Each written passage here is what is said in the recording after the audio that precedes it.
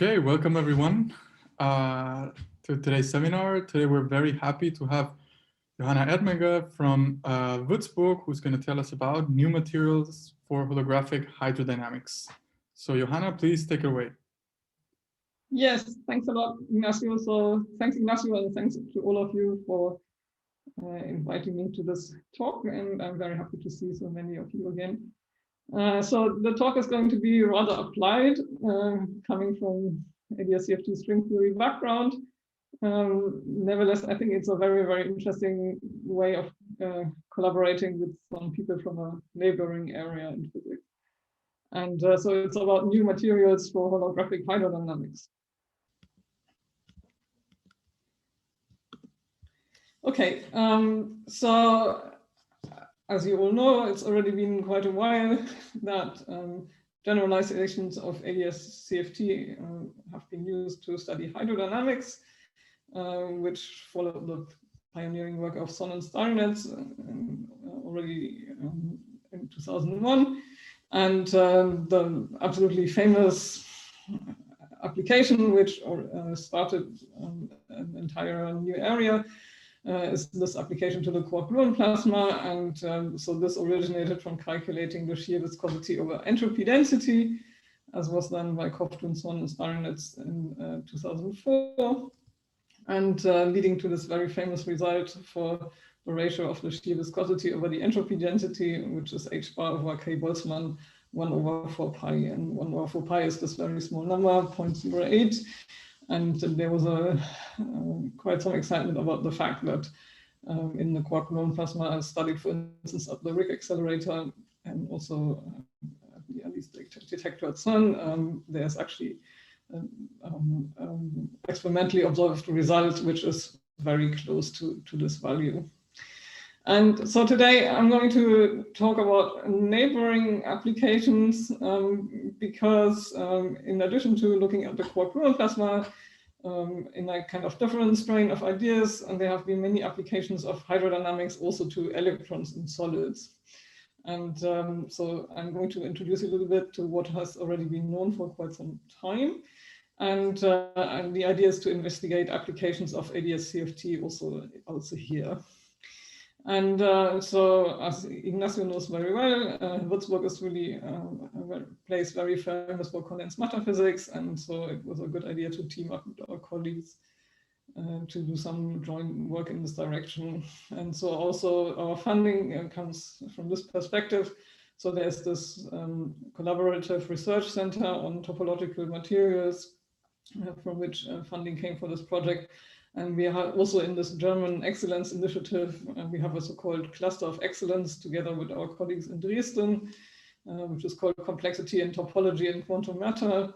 And it's very nice that us, the people working in ADS-CFT, were able to join these joint enterprises with a large number of PIs coming from condensed matter physics. And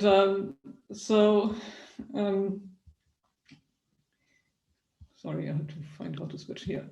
In particular, the paper I'm going to present to you today is a collaboration with our colleagues in the Wuerzburg condensed matter group. And so the paper which I'm going to show to you is entitled Turbulent Hydrodynamics in Strongly Correlated Cargome Metals. And so let me briefly introduce my collaborators. So essentially, we teamed up with the group of Ronny Tomale. So as Ignacio knows, he's sitting one floor higher, or he and his group are sitting one floor higher than we do in the Wuerzburg physics department. And so there was Domenico Di Sante, who is a condensed matter, well, he was an advanced postdoc lecturer at the time.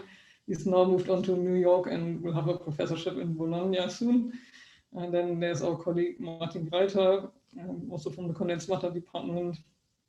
And so then the ADS-CFT collaborators were Yannis Matayakakis, who's our PhD student, René Meyer, my colleague in the ADS-CFT group, and David Rodriguez Fernandez, who was a postdoc, now moved on to Leiden. Then, as I said, Ronny Tomale from the condensed matter group. And then we had two collaborators at Bremen University, Erik van Loon and Tim Wheeling, very much involved in calculating the effective Coulomb coupling, which we need for investigations, and so they joined our collaboration. And so this led to a paper which appeared in November of 2019 and was published in Nature Communications in the summer of 2020. And so it's very nice that ADS-CFT also entered this community here. Okay, so what's the point of this paper? So in fact, our colleagues, together with our ADS-CFT analysis, propose a new Dirac material. So this means a material with a relativistic dispersion relation in the band structure. And this material has a stronger electronic coupling even than graphene, which so far is the material of choice for investigating hydrodynamics in the context of condensed matter physics. And this material that we propose in this paper is the so-called Scandium-substituted Herbertsmithite. So I should say right away, this material doesn't exist yet. So the paper was about suggesting to actually synthesize it, which may not actually, in fact, be so easy to do. And so let me tell you a little bit what this material consists of. And so the idea of this material is that since there's a stronger electronic coupling even in graphene, we will have an enhanced hydrodynamic behavior of the electrons, and this will, if this material is actually put together, and then we may even reach a smaller eta/S ratio than in graphene. And that might have a lot of interesting physics consequences. By the way, if you want to ask questions at any point, please interrupt me. I should say that. Okay. Can you still hear me? Yes, at least I can. Yeah, yes. Okay. Yeah. Okay, thanks. So then if I have time at the end, I will just briefly mention two further papers that we wrote in the context of hydrodynamics for electrons. So one was just us, the holographers, but mostly using hydrodynamics, which is about investigating the so-called Poisson regime of strongly coupled electron flows by looking at flows in a wire. And then we have another paper with another team of condensed matter physicists with my colleague Ewelina Hankiewicz and her student Christian Tutschko. And so there we actually looked at the so-called Hall viscosity, which is a dissipationless transport coefficient in parity breaking systems, and also investigated some physics consequences for condensed matter systems in that context. So if I have time at the end, let me briefly mention those papers as well. Okay, so how to describe electrons in solids in a hydrodynamic description? Well, it's quite a bit more subtle than what happens in the quark-gluon plasma, because there might be lots of side effects which destroy the hydrodynamic behavior.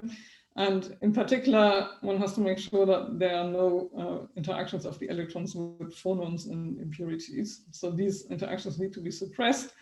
And if that's the case, then the electron-electron scattering may lead to a hydrodynamic electron flow inside this material. So as I already mentioned, there is a rather small parameter window, in particular spanned by the temperature that the system has to be at.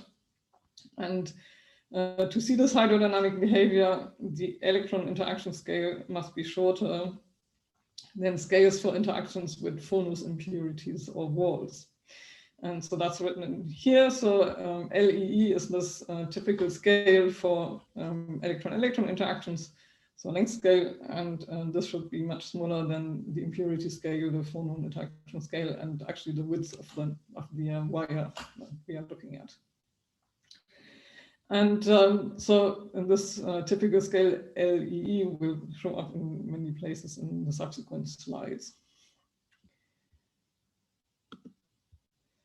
Okay, so I should say that hydrodynamics for electrons in solids is by no means very new thing. I mean, this has been around for already, the idea has been around since the 60s actually. And I will show you a few slides of what has previously been done. And so what are the consequences of this fact that electrons behave as a fluid inside a solid? So one typical implication that has been studied experimentally, in particular by the group of Laurens Muhlenkamp, who is also an experimental condensed matter physicist here in Wuerzburg and very famous for the discovery of topological insulators. And what they measured was the decrease of the so-called differential resistance, which is dV by di, so with the voltage and the current, with increasing current I. Another effect that has been studied experimentally much more recently, for instance, by this group of Geim and collaborators, is that the fact that you have a viscous hydrodynamic behavior will actually lead to a negative resistance locally in graphene. So he also looks at some rather thin wires, and so there can be some kind of whirlpool behavior, or some electrons actually flowing back at the side of a small gap in a conductor. And then locally, actually, the resistance becomes negative. There has been a lot of discussion about these experiments, if they really show hydrodynamics, because very often there's a danger of leaving this parameter regime and actually having some effects which originate from kinetic theory or ballistic behavior. But let me focus a bit on this first case. So what was studied by Muhlenkamp and de Jong already some time back was the so-called Goji effect in some wires of gallium arsenide in 2+1 dimensions. So gallium arsenide is a material in which the electron coupling is very weak, and so it's rather more in the perturbative regime. But what they were able to see is the so-called Goji effect, which was proposed by physicist Goji already in the 60s. And actually, there's a transition from a so-called Knudsen flow, which is actually a ballistic flow, to a Poiseuille flow, which is a hydrodynamic flow. So as Goji discussed, if we plot here this differential resistance dV by di in ohm with respect to the applied current, then, so here the current is 0 here, there's just some symmetry. This is the experimental result, this is the theoretical prediction. So then you see that if the current is increased first in this ballistic regime, then this differential resistance is going to increase. But then when this current becomes strong enough, actually another effect sets in, and this is now due to collective hydrodynamic behavior of the electrons. And then we actually have a Poiseuille flow. So Poiseuille, of course, means hydrodynamics. And then in that regime, the differential resistance decreases again when the current is increased further. And so the fact that there is a maximum in this curve is really demonstrates this transition from the Knudsen to the Poiseuille behavior, which was found experimentally already a long time ago. Okay, so here you can see the two different regimes that appear. So we have this transition from the ballistic to the hydrodynamic regime. So in the ballistic regime, so with W being in the width of the wire that is considered, then the typical length scale for electron scattering is bigger than the width of the wire. So this is when there's ballistic behavior and the electrons scatter off the wall of the wire, essentially. But on the other hand, when LE is, so the electron interaction scale is less than the width of the wire, then we have this collective behavior which comes from the interactions among the electrons themselves. And so this, yeah, sure. I'm not very familiar with what is Knudsen flow and what is Poiseuille flow. Can you just? Well, that's exactly what I think I just explained, but I can just repeat it. So here you just in the first example, what you just consider is your electrons are little particles and they move through this wire individually and then scatter off essentially the boundaries of the wall. Okay, so this is called the ballistic regime. Okay, like with ballistic scattering of the walls. Okay, so it's just ballistic flow versus not ballistic flow. Flow with scattering. Yeah, it's a flow with scattering. Yeah, exactly. Yeah. Okay. Thanks for asking, because this is really important to understand this difference. The difference between the two is actually just shown in this plot. Okay. Right. So here everything is dominated by the scattering of the walls, whereas in the Poiseuille flow, so Poiseuille, there's this Poiseuille law for hydrodynamics, and so this is a truly hydrodynamic effect. So here is essentially the dominant interaction is the scattering of the electrons off each other. Okay, but then you have a kind of collective behavior of this fluid, which is created by the electrons. Okay, so here you just view the electrons more as individual particles, and here you have this collective behavior where the entire electron fluid is kind of collectively moving through the wire. That's the difference between the two. Okay, thank you. I did this okay. I hope this explained well. Yeah, okay. But what I just said is really explained by these two regimes. Okay, thanks for asking, because this is really important and will come up in doing almost every slide. Okay, so this is ballistic behavior. So ballistic very naively means you have small particles that scatter off the walls individually. Okay, whereas here we have a collective behavior of a fluid that collectively moves through the wire. And and that's what the hydrodynamic behavior is. Okay, so but this experiment really, yes? Yeah, okay, maybe you're going to explain. I was just going to ask if you could repeat, how does one read these two regimes on the figure on the right? Okay, I didn't go into many details, but okay, so you can actually show if the dominant effect is scattering of the walls, then the resistance is going to grow if you increase the current. Okay, so just very naively, the bigger you make the current, the more things scatter off the walls. Okay, and then the resistivity grows. Okay, whereas in the hydro regime, if this means that if you increase the flow, you pull stronger, and you have this collective, fluid.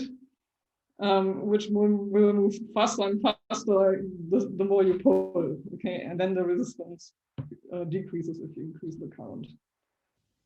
Did this answer your question? I mean, okay, so this is related to the sign of the derivative or the... Wait, this figure, so look at this branch and look at this branch, okay? In this branch, we have the ballistic behavior. Okay.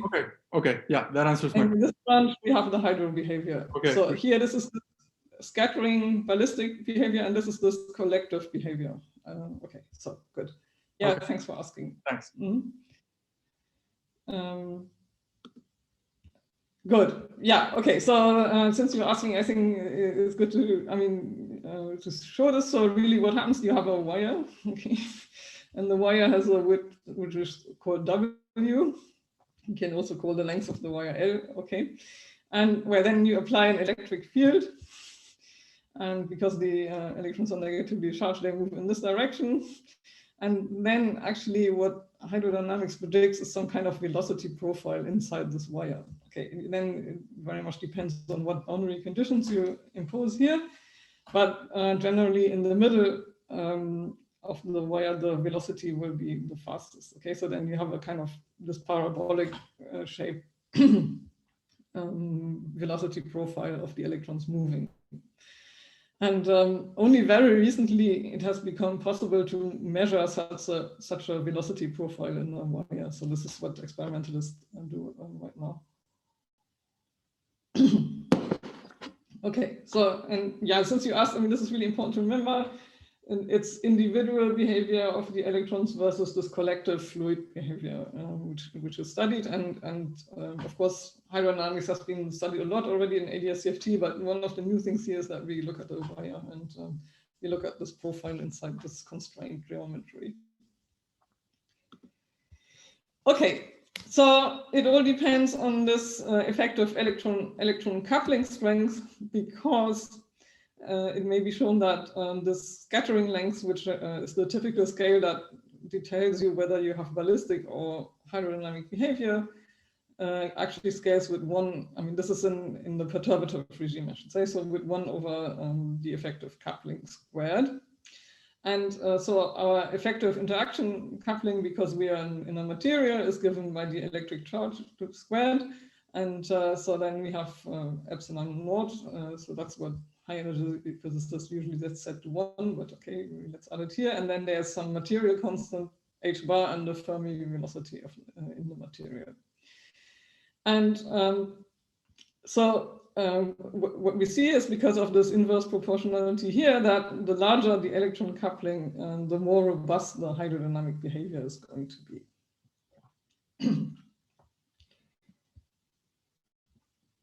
Sorry, I have to. Okay, so now the method of choice to look at relativistic hydrodynamic behavior in context of solid state physics is sorry, it's actually graphene, so which is this hexagonal carbon lattice as shown here. And so it's called a Dirac material because so if you look at the band structure in the Brillouin zone, the bands touch at isolated points where there's a linear dispersion relation, as you can see here. And because of this linear dispersion relation, at least in a small region here in the Brillouin zone, there's a kind of quasi-relativistic behavior of the electrons in this graphene material.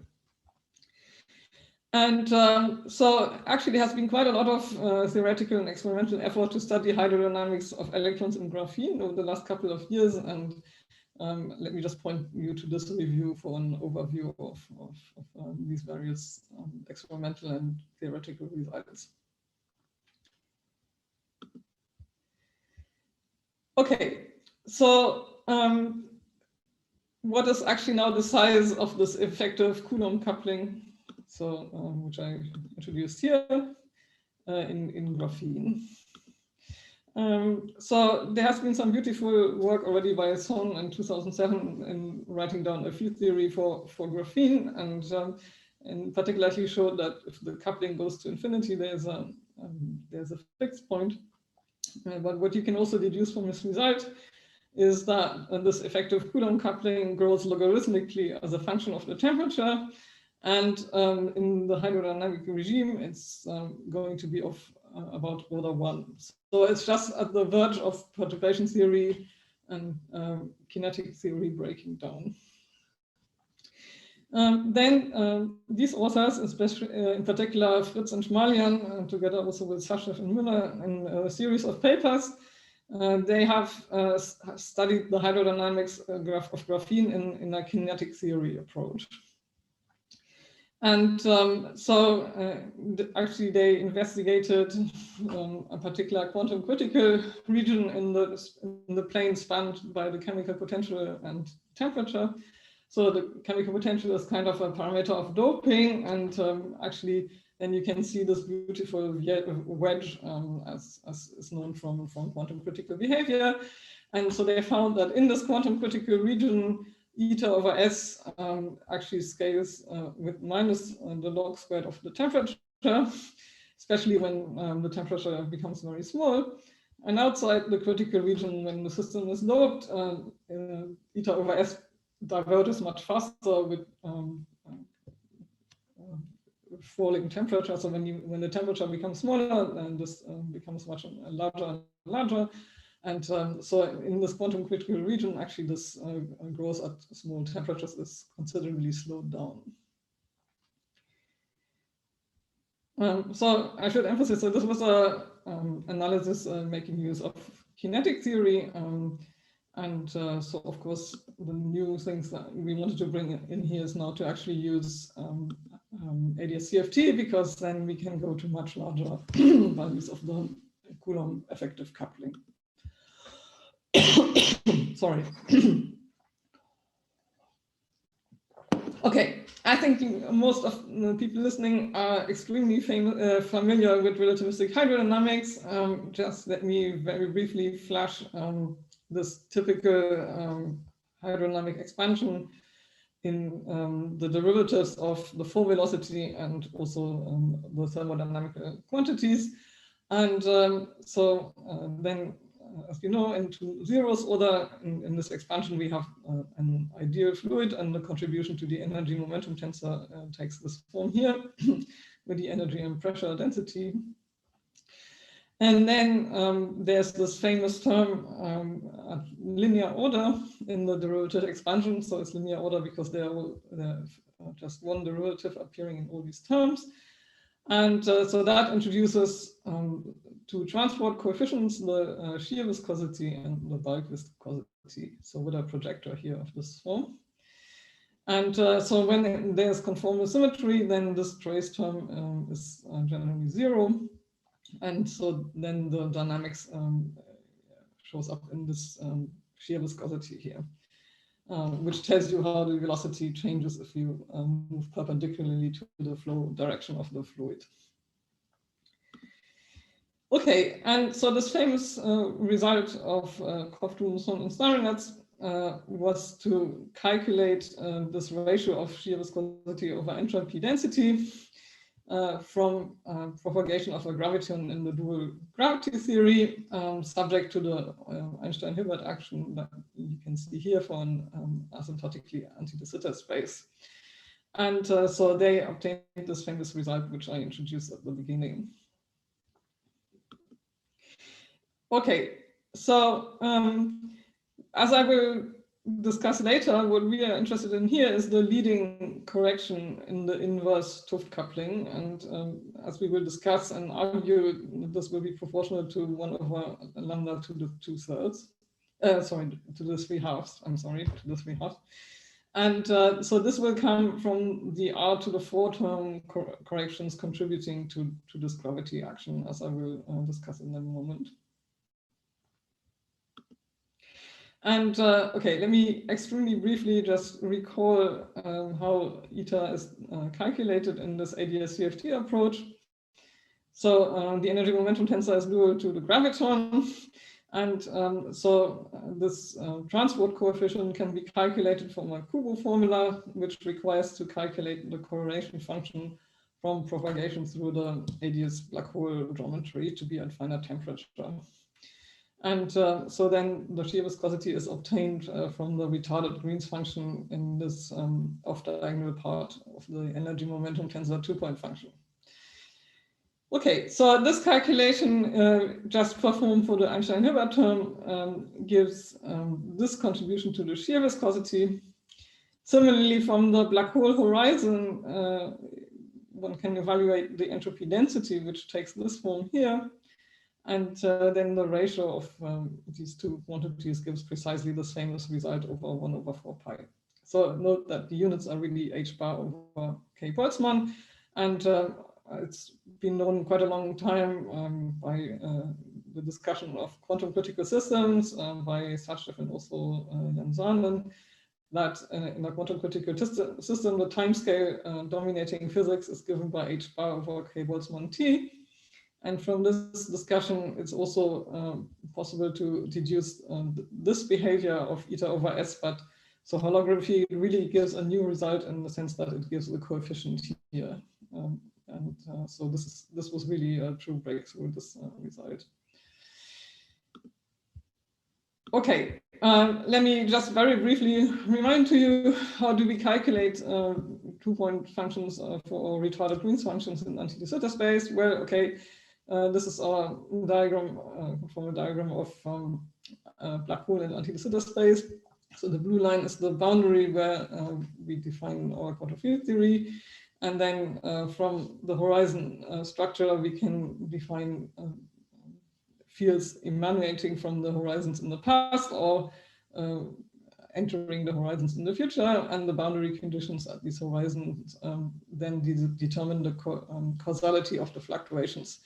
And so this fluctuation will lead to a retarded Green's function, while this leads to an advanced Green's function. And so to pick out the retarded Green's function in this holographic computation, we have to pick the infalling boundary condition at the horizon here in the future. Okay, so now let me, before I move on to the higher order corrections that we will need to make the comparison to condensed matter physics, let me tell you about these new materials that we have been considering in this paper. So their structure are so-called kagome materials.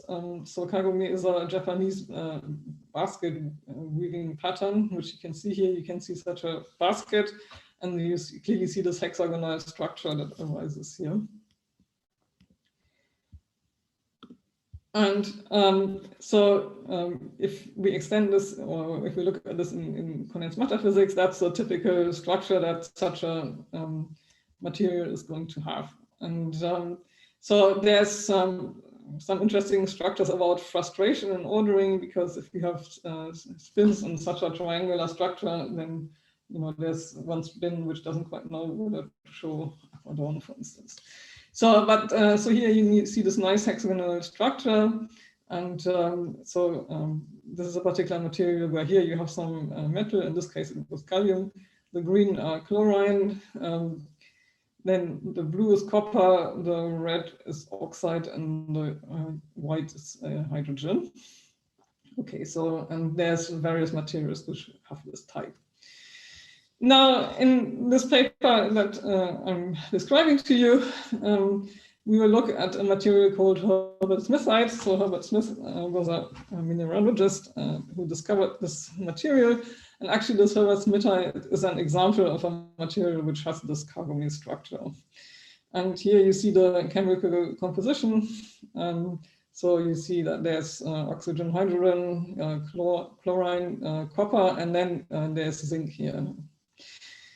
Okay, so this material exists, but that's not the one which has the nice properties that we need for our hydrodynamic system.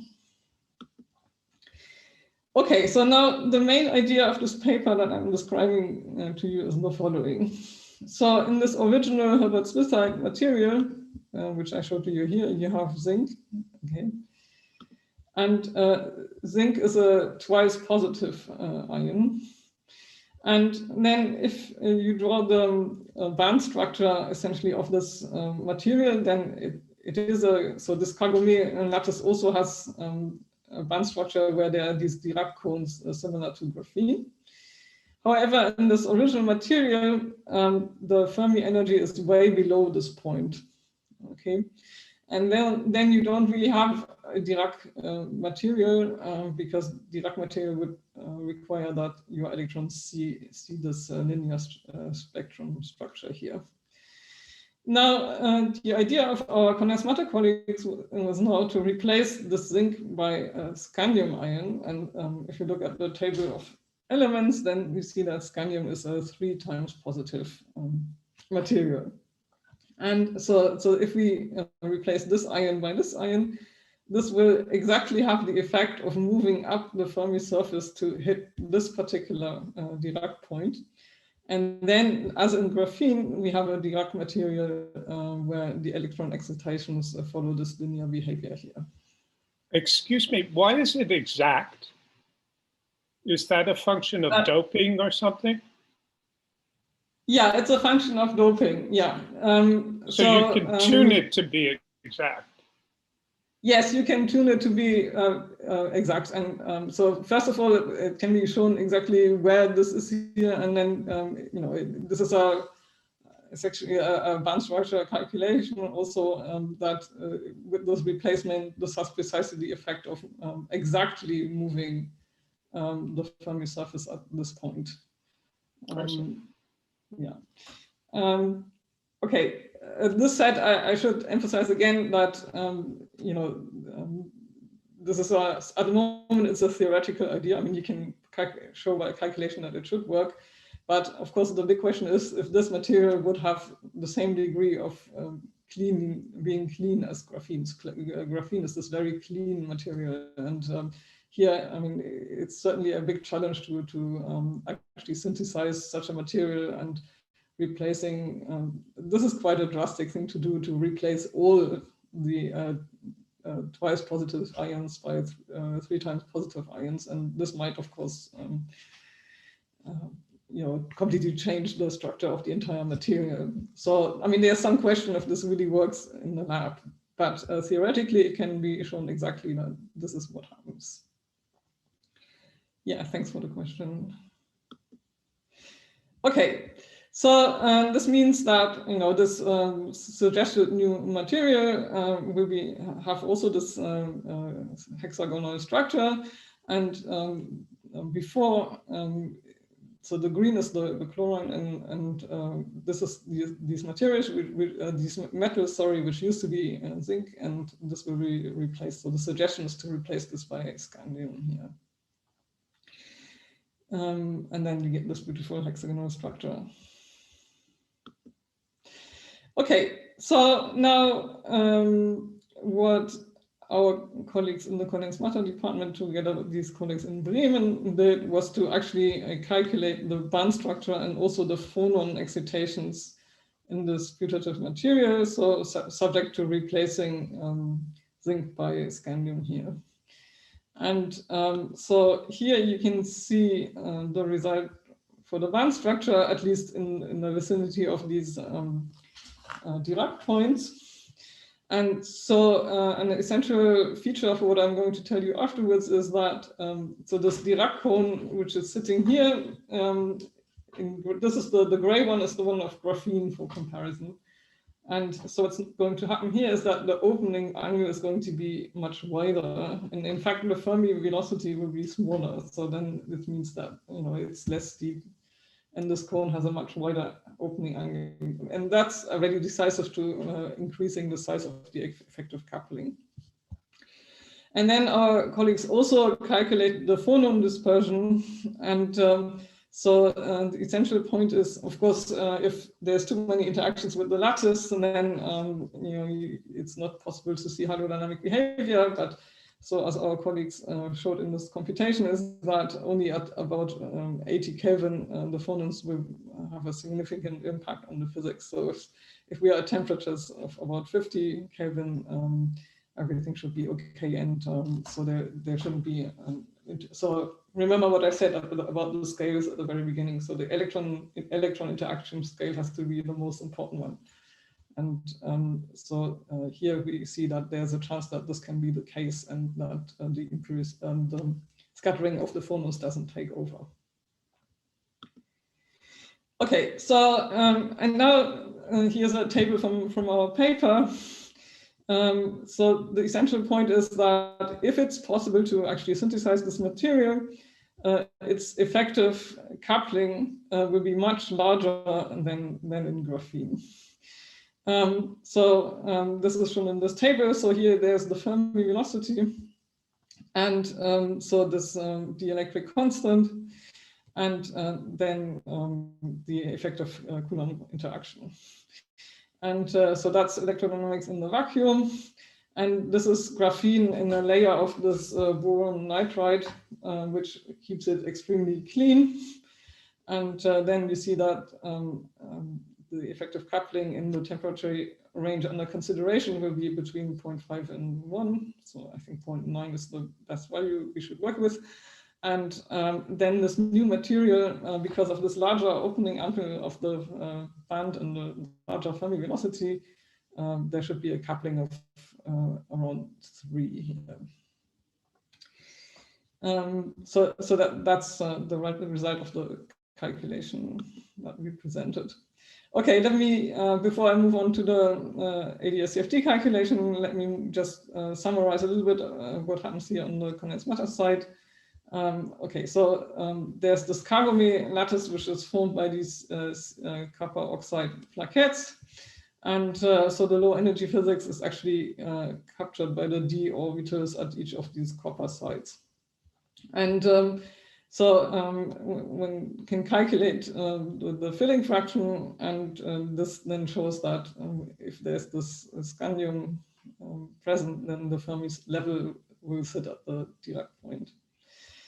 Okay, and it's essentially a hybridization of the orbitals that allows for a larger Coulomb interaction. And so this is confirmed by this RPA calculation that our colleagues performed. And so the prediction is that this effective Coulomb interaction in this new material will be roughly a factor of 3.2 bigger than in graphene. And so they also check that optical phonons will only contribute for temperatures above 80 Kelvin.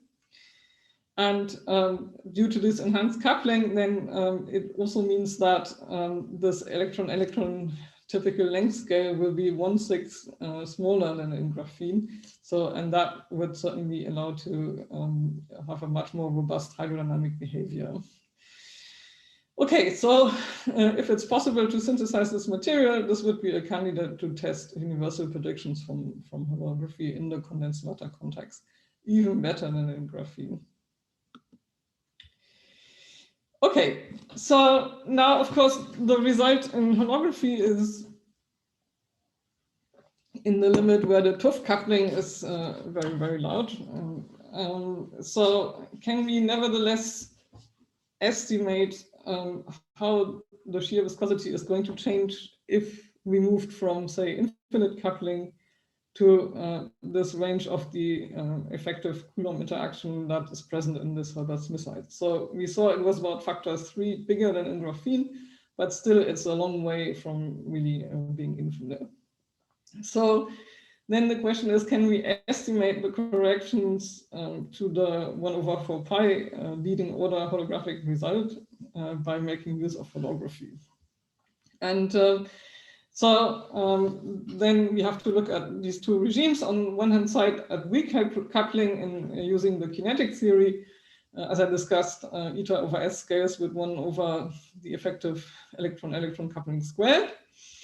And so now, as I'm going to argue on the next slide, of course, it's clear in holography, once we leave the limit where lambda is very, very large, infinite, then things, of course, become much less under control than in standard ADS-CFT. But nevertheless, let's try to attempt to see how the corrections would look like. And so as I'm going to motivate, then the correction that we're going to use is going to be of this particular form. So we have 1/4 pi here, and then we have a correction of a coefficient c divided by alpha to the 3/2. So which is our leading correction that we are going to pick. And as I will show to you, of course, now this will have a lot of model dependence. And in particular, there's also factors of n as in the rank of the gauge group that appear. And so an honest value for the rank of the gauge group would be 4. And of course, 4 is not very big. I mean, so in graphene, I think you can talk about 4 flavors. So if you want a kind of typical number, that's the range where you're going to be. And so there's going to be quite a lot of model dependence. So what we did was to be extremely bold, just to be able to make contact with these condensed matter results and say, okay, let's assume that the leading correction to 1/4 pi takes this particular form. And our ignorance about this model dependent coefficient, we will introduce in such a way that we vary this coefficient over a huge range, so 4 orders of magnitude. Okay, I will give some more motivation why this should look like this in a second. Okay, so where does this order lambda to the -3/2 term come from? Well, the correction that are present on the gravity side are, of course, corrections of higher order in the curvature as written here. So we have the Einstein-Hilbert action, which gives us the 1/4 pi, and then there will be higher order terms. And so now, of course, there's two different expansions. There's the 1 over square root lambda expansion, and there's also the 1 over n expansion. So there's actually two expansions. And in principle, one has to be extremely careful. And I think this would also be a nice project for the future to really try to disentangle as much as possible what these contributions are going to be. So here we took a much more down-to-earth approach and just discussed the structure of these leading order terms, keeping in mind that this material is a material in 2+1 dimensions, such as this graphene. So, and this makes things a little simpler than what happens, for instance, for the quark-gluon plasma, where the boundary theory is in 3+1 dimensions. So if our boundary theory is in 2+1 dimensions, then of course these contributions here will be in 4 dimensions or 3+1. And so this means that the first two terms here actually, we argue, are not going to contribute, and the leading correction will come from this r to the fourth term. The reason being that the r squared term is, so that's essentially the Gauss-Bonnet contribution, and so this will be a topological for the bulk theory in d+4 dimensions, so it shouldn't contribute to the dynamics. Okay, so this argument has been made much more precise. Why is it exactly the Gauss-Bonnet term? Of course, there's also the Weil-Tensor square term and so on, but there are some rigorous arguments that this shouldn't contribute in this number of dimensions. Now, as far as it comes to the cubic term, we make use of a very old result of Metsayev and Zeitlin. So the R cube term is actually shown to be absent already in some type 2b supergravity calculation, and considering the type 2b supergravity parent theory, it has been argued already in 1987 that these R cube terms should be absent. And then, of course, the dominant term is the r to the fourth term, and this term will precisely have this coefficient of 1 over lambda to the 3/2. And so that's what we put in our estimate here. And as I already mentioned, of course, this is a model-dependent coefficient. So this model independence, this universality, which is in this leading order term, of course, is no longer present. And so we parameterize our ignorance by varying this coefficient C by 4 orders of magnitude. Okay, and so this is the essential result that we got for this paper. So let me explain in detail what is shown here. So on this side, we plot eta over S in units of h bar over 4 pi k Boltzmann. And here we plot the effective coupling. Again, the ignorance over n we also hide in this coefficient curly C. Now the leading order terms from the Einstein-Hilbert terms, so this 1 over 4 pi is given by this red dashed line. So this is 1 over 4 pi. And so then, as I mentioned at the beginning of the talk, in kinetic theory at weak coupling here, there's a behavior which goes like alpha to the -2. And the leading correction in holography, as I argued, will be alpha to the -3/2. And so at infinity, we start at 1 over 4 pi. And now this band, which is depicted here, comes from varying this coefficient C by 4 orders of magnitude. And we see that this has very little effect. Okay, so even if we vary C, this correction term, by 4 orders of magnitude, still the variation of the shear viscosity turns out to be relatively small. And in particular, so this is the value of this effective coupling alpha for this new material, Scandium-Herbertsmithite, and so here the coupling should be about 3 times bigger than in graphene. And then you can see that the variation in this region of Scandium-Herbertsmithite is also significantly smaller than the variation in the region of graphene. So, which suggests that this would be a much better place to look for hydrodynamic behavior in solids than even graphene, where there's already quite a lot of investigations. Okay, let me ask here straight away if there's questions about the figure, because that's the most important bit. So So maybe is there any chance that the constant C could become negative so that the value could even decrease the lower bound 1 over 4 pi? Or is that? Yes, of course. I mean, okay. So yeah, it's a good point. Let me go. Can I go back? Yes, of course. It certainly, you know these results by Myers and company.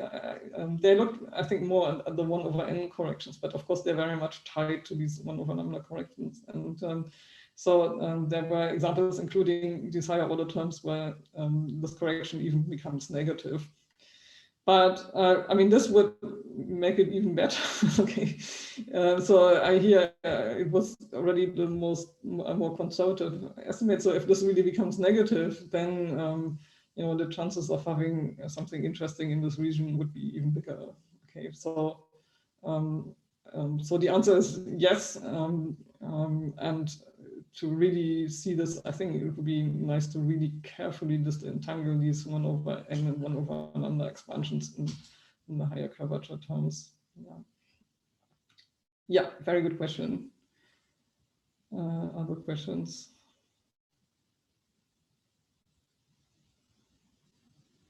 Okay, if not, then let me just continue. So, okay, so I should say this is the main result of this paper. Then the next thing we did was to estimate the Reynolds number from this value of eta over s. So eta over s is the dominant term in evaluating the Reynolds number up to this typical velocity that is enhanced at coupling. And so this enters in a prominent place here in the Navier-Stokes equation. And so to be in a turbulent regime, the Reynolds number must be of about order 1,000.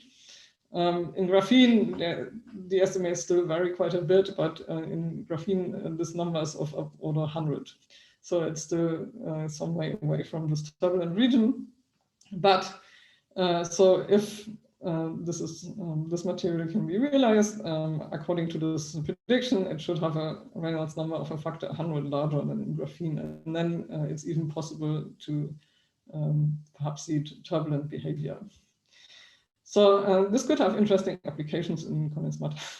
So about some vortices forming and so on. But of course, you know, there's still significant steps, for instance, actually making this material. Good. So in the last 3 minutes, let me just mention briefly these 2 other papers in a very similar vein we had in the context of hydrodynamics for electrons. So at the beginning, we talked quite a bit about this this Poiseuille transition from the Knudsen to the Poiseuille regime, and in this Goji effect. And here now, of course, we consider just the hydro regime. So this means we can only see the right-hand side of these peaks that I was discussing at the beginning. And again, so here you see the differential resistance as function of the current. And so then we can just do relativistic hydrodynamics and take eta over s as a parameter. Now, if eta over s is in this holographic regime, and then the resistance is tiny in any case, and then just increasing eta over s then shows this nice Poiseuille flank, as is seen in this Goji effect.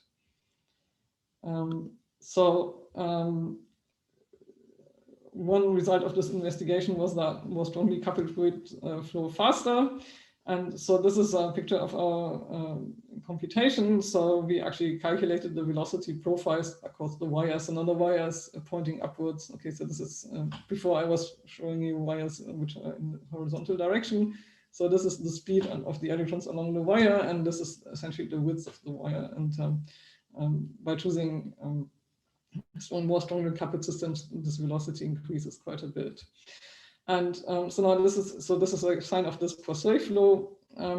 And now very recently, it has become possible experimentally to actually measure the velocity of the electrons across a wire. So this is one picture from one of these experimental papers. And that offers, of course, lots of possibilities for comparing this relativistic hydrodynamics to actual experiments in wires, which is very interesting. Okay, so a few summaries concerning these strongly coupled fluids in wires. So the hydro analysis shows that strongly coupled fluids with lower eta/s flow faster, and promising realistic material to realize this experimentally would be this Scandium-Herbertsmithite that I introduced to you. And the resistivity, or the resistance is highly sensitive to the Coulomb coupling strength alpha effective in the hydrodynamic regime. And okay, so the more strongly coupled the electrons are, actually the smaller the wire resistance is. And something I didn't talk at all about during the talk is Joule heating. So that would be small in the more strongly coupled system. So of course, my entire hydrodynamic analysis I presented was just for the energy momentum tensor, but of course there are lots of interesting effects of also having a hydro expansion for the current, since we have a charged fluid of charged electrons.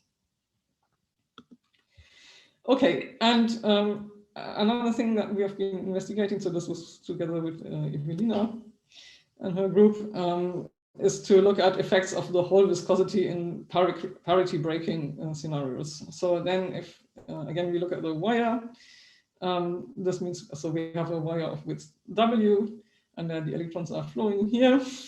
And now we consider a magnetic field that is applied in a perpendicular direction here. Okay, then again, we have our velocity profile for the fluid. And now we actually allow the boundary conditions to vary by defining the slip length Ls here. And the bigger this length scale, this means the flatter the velocity profile actually is. And then the Navier-Stokes equations receive some corrections of parity breaking terms. And in particular, looking at the y dependence of the momentum of these electrons traveling along the wire. So there will be the usual quantum Hall contribution, but then there's also a term from this dissipationless Hall viscosity that looks like this. And that should have some very prominent effect, in particular beyond a critical magnetic field. Actually, the Hall voltage and the voltage difference associated to this Hall viscosity actually bound to cancel each other. So this is shown in this plot. So here there's the magnetic field and the voltage drop in the direction perpendicular to the flowing direction of the electrons. And so these curves indicate different slip lengths, so different boundary conditions at the size of the wire. And depending on what these boundary conditions are, for instance, take this red curve, there's a critical magnetic field where the Hall voltage and the voltage associated to the Hall viscosity exactly cancel. And so then this voltage drop should actually disappear. So that's an interesting prediction, again, from looking at these parity breaking terms in the hydrodynamic expansion. Okay, so that brings me to the end. So we suggest this new material, Scandium-substituted Herbertsmithite, and for which in this collaboration, we predicted a coupling of 2.9 for the effect of electron coupling, and this is a factor of 3.2 larger than in graphene. So this suggests that if this material can be made in sufficient purity, then we may reach a region of robust hydrodynamics for electrons in solids and even turbulence. And this will be characterized by a quite small ratio of eta/s. Then hydrodynamics can also be investigated to study electrons, strongly coupled electrons in wires, and it's nicely possible to make predictions about the structure of this Poisson flow, and now a comparison with experiment is actually very near and already happening right now. And so finally, I briefly mentioned the Hall viscosity, and so that induces a voltage which can, in principle, for some critical value of the magnetic field, cancel with the standard Hall voltage. Okay, so that brings me to the end of my tour of these rather applied connections to holography.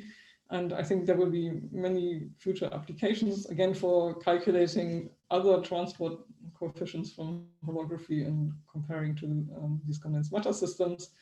And well, one aspect is, of course, that hydrodynamic here really requires quite a bit of fine-tuning in these systems, but there are many, many interesting options for the future, and I hope I got you interested.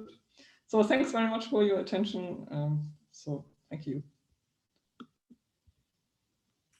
Okay, Johanna, thank you very much for this very interesting talk.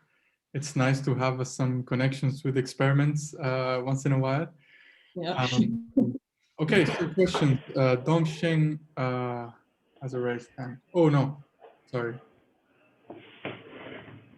I do have a question, if I may. Go ahead. Yeah, hi, thanks for this nice talk. Okay, so do I share the screen again? Yeah.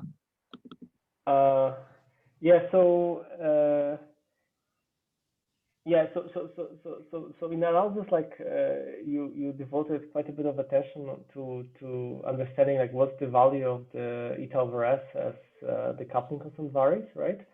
But on the other hand, well, I mean, at the same time, like at least like with holography, one can do like a lot of interesting things, like really far from equilibrium phenomena that are governed not only by, say, the hydrodynamic modes, but also by the non-hydrodynamic modes. And my question is, to what extent these wires that you're describing with these models allow to be put far from equilibrium? Okay, well, that's of course a very interesting question, and yeah, I mean, there of course there's some possibilities that there's some driven behavior. I mean, here of course we looked at these kind of more steady state like flows, so of course you can also consider, say, Floquet systems or things like that. And then here, of course, as I indicated, it might be possible to reach a region where even the nonlinear contributions here in the Navier-Stokes equation contribute, and that would lead to lots of kind of things like vortices and much more involved structures. So that's another possibility, and yeah, I do think, I mean, it's a different suggestion, but I think definitely also very interesting, and certainly non-equilibrium dynamics is being studied quite a lot also in condensed matter right now. So that's another very interesting possibility to look for a contact root experiment. Yeah. One interesting series of papers that, or like actually it was one paper, like no, like a few, like somewhat in this vein, but related to cold atoms, were written by Paul Romachka and collaborators. So it was like Paul Romachka, Justin Brewer, and several other people eventually. And they were looking at trying to see non-hydrodynamic quasi-normal modes in cold atoms in optical traps by deducing this from the oscillations of these cold atomic clouds. And one can have, one can try to ask like a similar question here. And what I know about this other experiments is that cold atom experiments like require a lot of preparation to be set up. So basically, you set up an experiment for a particular measurement. Whereas maybe like with these wires, it's a bit simpler. And then like they might allow for more easy access to far from equilibrium physics. That holography makes some predictions about like what it is, but it has not been really seen experimentally very much. I mean, you might say that heavy ion collisions provide an opportunity to see it. However, the system in heavy ion collisions is so dirty because you don't really make measurements for the intermediate state, but you only make measurements to the final outcomes. So you try to infer the properties of, like the medium that existed from which hadrons originated. That, these far from equilibrium effects that appeared in the early medium are very hard to, disentangle from other uncertainties. But maybe with these wires, it's possible to actually Yeah, I mean, of course, experimental setups would be extremely simple in the sense that you just have a wire and you apply there's a current flowing, and then maybe you apply a magnetic field, but then you just measure voltage differences across the wire. I mean, that's the measurement which is done. But of course, what is much more complicated is to actually synthesize these materials in sufficient purity, and I think that's also not so easy to do. And of course, to have really see hydrodynamic behavior, it is essential to have. I mean, this is the big advantage of graphene, of being really very super clean. And but if this is possible, then the experiments themselves are pretty straightforward. And certainly, yes, I mean, considering driven systems in such a wire, I'm sure this can be done experimentally. And okay, so it's also interesting that if you have hydrodynamics, relativistic hydrodynamics in a kind of constrained system, like say the width of a wire, the boundary conditions play an important role. I mean, this what I showed here, for instance, in this graph. I mean, okay, here there was the slip length, so how depending on how the angle looks like here, this is the velocity profile at the boundary of the wire. The black, red, and blue curves, they're actually quite far from each other. So this has a significant impact on what is actually seen in these boundary conditions. Thank you. I have a question. Yeah, sure. So specifically again about the figure on your slide 27. 27. Yeah. Yeah. So suppose I want to kind of map out this curve, this blue band, like eta over s as a function of epsilon. Yeah. Sorry, as a function of alpha. So I can create different materials at different values of alpha and then measure eta over s, and that gives me an idea how this curve goes. But it's not so easy to do that. Yeah. So that's my question. Suppose I have a material like this Herbertsmithite at a fixed value or at a value of alpha. Yeah. Is there some kind of observable that would be sensitive to the local derivative of eta over s with respect to alpha? So that I can see, at this point it goes like alpha to the -3/2. That's a very good question. I guess, I mean, one important factor here is the temperature. I mean, yes. As I discussed, there will also be at least at recoupling, alpha has a temperature dependence, which is small. But, so I guess, of course, one factor that would enter there is certainly the temperature. Certainly in this graphene region, it's known. I mean, here, of course, it's already at strong coupling. It's much harder to say how this depends on the temperature. But here, for graphene, in this regime of kinetic theory, it is known how alpha depends on the temperature. So that would be the first point to look. But okay, on the hand, I mean, there's certainly a lot of uncertainty hidden in this blue band. I wouldn't take this particular. Okay, it's an indication by just by varying the C from these 4 orders of magnitude, but I wouldn't really attach a lot of quantitative information to this plot yet. Okay. I mean, it would be really nice to have a material which can operate in this region and to see if really the hydrodynamic behavior is more robust and if eta over s is smaller and so on, if even turbulence can be reached. And certainly the biggest task is to actually make such a material, so it's not easy. And okay, but it's a very valid question. And so the immediate answer that comes to my mind is the temperature dependence of alpha. Okay, many thanks. Which is simpler to vary than actually making another material which sits there. I don't think that will be very exactly. Yeah. So we have 2 more questions. Tom? Yeah, I actually have 2 very different questions. One is you used supersymmetry very strongly in constraining the what would nominally be more important curvature contributions. have you thought about how your analysis changes if you include an R² term and so on? Yeah, I mean, this could certainly do. I think it's fair to say that once we are in 3+1 dimensions, we are certainly not going to get R² contributions. But what one could do is, for instance, add a scalar here. Okay, so add other fields like a scalar and see how the analysis changes by adding these extra fields. So I'm pretty convinced that the leading term is really the R⁴ behavior, as long as our boundary theory is in 2+1 dimensions. But of course, one idea would be to have a running coupling here by including a kind of running dilaton or so on, and see what happens. That would be a very interesting calculation to do. Yes, I agree.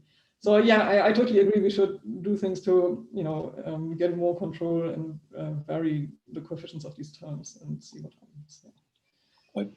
The other question I had was this very interesting suggestion you made about turbulence, but has anybody thought about what the signature of turbulence would be in these experiments? Yeah, so yeah, actually my colleagues there from the condensed matter, they were particularly excited about this. Where's my notes number? Yeah, so they would say that would create some local magnetic fields that could be measured, and then have some kind of vortices moving in the solid. And this is apparently something that condensed matter physicists can measure. So yeah, so the realization of a turbulence for electrons would most strikingly be seen by realizing vortices that realizing magnetic fields, and which can be measured in such devices. That's remarkable. Thank you. Yes, I have to say I was also very much impressed that when my condensed matter colleagues told me that this would actually be a realistic thing to look for. So it's very interesting indeed. Yeah. Yeah, thanks for your question. Actually, Tom, thanks very much for joining. I'm very flattered that you listened to my talk. It's very kind. It was a great talk. Thank you. Thank you very much.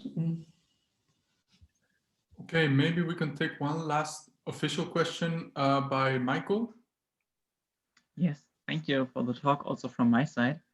Hello, nice to see you. Yeah. Yes, here. Hello. Very good. Yeah. So I had a question concerning how to think of this electron gas and the hydrodynamic behavior.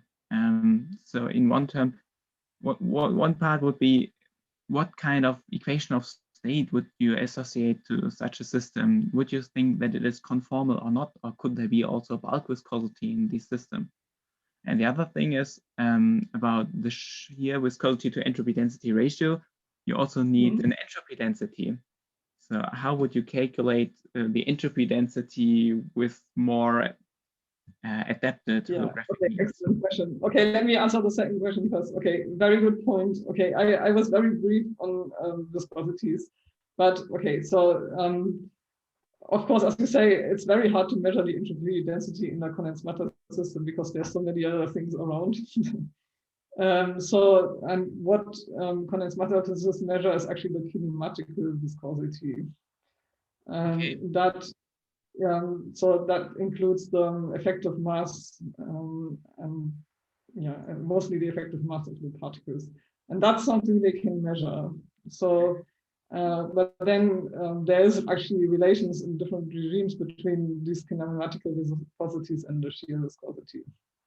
So, but you're absolutely right. I mean, this is one of the complicated questions in this context. But okay, there are ways around it, but certainly, as you say, measuring the entropy density is extremely hard in the condensed matter system. Okay, let me remind me of the first question. The first question was, why do we assume conformal invariance? Well, I think we are motivated by, in these Dirac materials like graphene. I mean, there's some argument that there's this quantum critical behavior, at which point it becomes, we are allowed to look at these just at the shear viscosity. So we are allowed to assume conformal invariance if we assume that we are in this quantum critical regime similar to graphene. Yeah, of course, it's an approximation, it's an assumption, and